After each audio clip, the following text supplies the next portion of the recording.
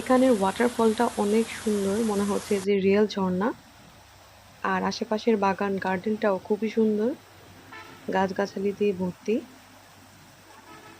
আর এই ওয়াটারফলটা তো আরো সুন্দর।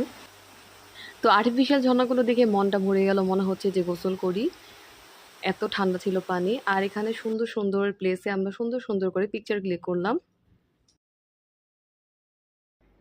তারপর আমরা আমাদের গন্তব্যে পৌঁছালাম। এখানে বিভিন্ন রেস্টুরেন্ট রয়েছে, ইলিশ মাছের, ইলিশ বাড়ি, তারপর কুটুম বাড়ি, শখের হাড়ি, অনেক রেস্টুরেন্ট রয়েছে। এখান থেকে আমরা একটা চুজ করব, তারপর এখানে আমরা রাতে ডিনারটা কমপ্লিট করব। এখানে এত লাইটিং ছিল, মনে হচ্ছে না যে রাত এখন 1টা বাজে, এত বেশি ক্রাউডেড, মনে হচ্ছে যে সন্ধ্যার টাইম এরকম। তো এখানে ম্যাক্সিমাম মানুষই রাত্রে ইলিশ ভাজা দিয়ে ভাত খেতে আসে। তো মনে হচ্ছে